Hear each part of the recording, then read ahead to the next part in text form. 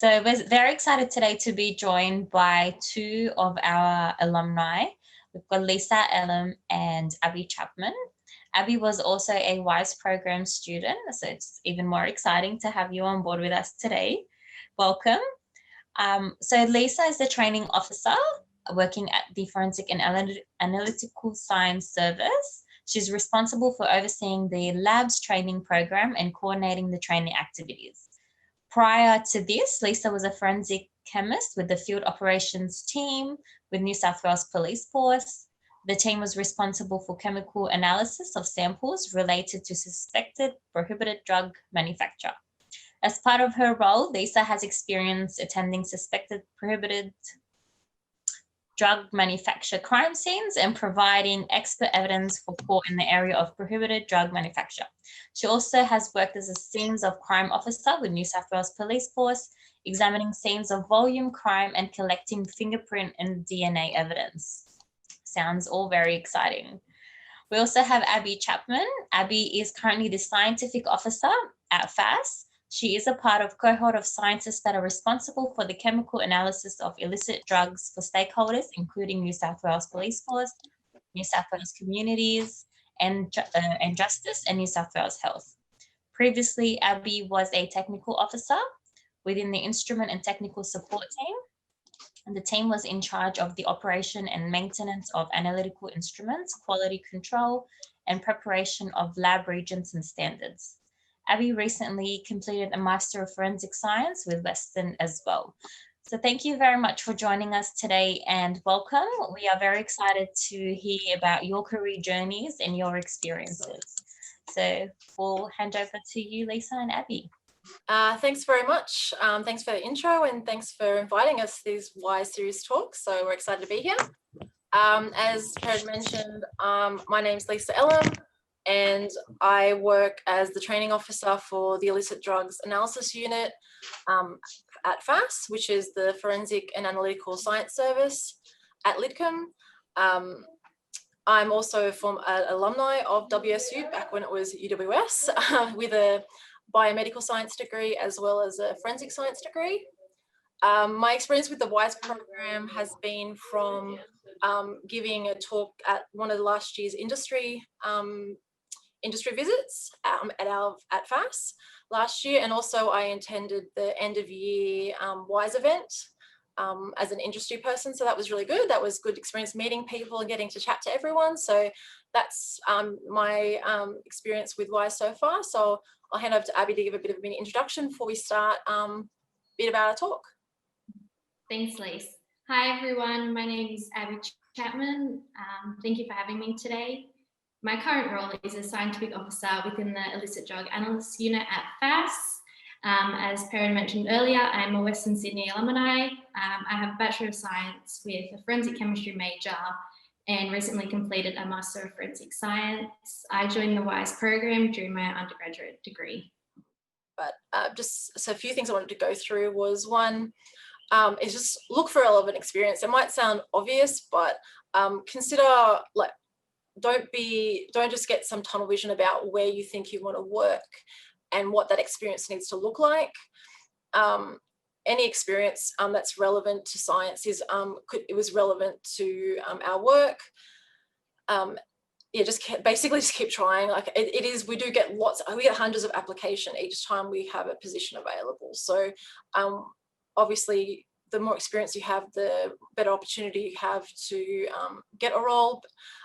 So you just really got to keep trying, but consider other avenues where you can get some relevant experience, not just forensics, other science work, but also think about what your other work experiences and your other roles, non-science roles, brings to the table as well, because there's some really relevant skills that come in. If you look at, for instance, one of some of our entry-level positions, like technical officer positions, is looking for teamwork, communication, problem solving. Those are not specific to science. Your degree will give you some of the tools that you need to have for these skills, but they also come from your life experiences and your other working experiences too. So don't underestimate those. It's really important. So keep an open mind. Like I said before, I was adamant that I was going to work in the drugs lab. The DNA. I was adamant that I was going to work in the DNA lab. I wanted to do DNA analysis, and that's where I was heading. And and that's not where I headed at all. And it's not somewhere that I think would have personally suited me. So that's something that I realized pretty quickly, that I had this idea in my head of what I wanted, but it wasn't actually really what I wanted. And even when it came to this training role, I was all of a sudden apprehensive. So do I really want to step out of this science role into a training officer role? While I'm still working in a science lab, it isn't doing bench work. I'm not doing science day to day. I'm actually coordinating. And I realized I had to let go of this notion that no, I needed to work in a scientific role. I have a degree. The skills I learned through that, critical thinking, the problem solving, that is all still relevant to what I do. And I'm lucky I still get to use my science knowledge and background just in a different way. But it did take me a little bit of accepting, like, yes, it is okay to step outside of what I think is what I'm supposed to do. So you got to get out of this notion of what you're supposed to do in life and see where work takes you. You don't know where things are going to take you next. So, I mean, I'm personally still open to future challenges, and I'm always looking to take on different projects and different work that excite me and interest me. And I don't know where that's going to take me. And I've got to keep an open mind that it could be like, yeah, you could be doing anything. So that's one of the things. The other thing would be to stop and think about what are some of the core skills that you've developed and demonstrated in your past, like be that university or work experiences. Just really take an analytical mind to your past experiences and things you've done and things you've achieved, and really think about what are the core skills that I've shown here, or what is something that I've really developed, be that problem solving, innovation, teamwork, creativity. These are all really important, and people tend to underestimate how important these are. I really want to talk about is this something I hear quite a lot. It's this notion, this idea that for a lot of women, we tend to not apply for jobs because we see ourselves as not ready, as not quite ready for this position. We look at the selection criteria or the role and say, oh, I can't do that.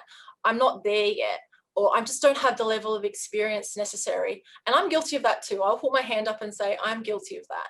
I got a couple of once I had to be talked into applying for a role that everyone else was convinced that I was suitable for, but I had convinced myself that I wasn't. It's this. I hear it a lot as well from people, and generally speaking, it tends to be women who feel they need to meet 100% of the criteria in order to be eligible for a job. So they'll look at it and go, I don't meet all that. I can't do all that, therefore I'm not going to apply. Whereas generally speaking, men will look at that and say, I can do 60% of that. The other 40% I can learn, I can develop those skill sets, and they will apply. So we really need to talk ourselves out of this idea that we have to be able to walk into a role. Unless you've already done that role, you can't walk into a role. No role is possible for you to step right in without some sort of learning and development, without some sort of learning curve for you.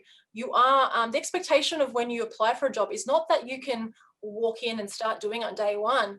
It's that you can do this role with the necessary amount of training. So there is expectation that you aren't going to be perfectly suited on day one to this role. So we need to get out of this headspace where we aren't quite ready. I've had to talk to a few staff members where I've asked, I've overheard them say, oh, I was thinking about applying for that job, but I just don't think I'm there yet. And I know full well from experience that they are definitely there. So I was lucky enough to get a job at FASS not long after finishing my undergraduate degree.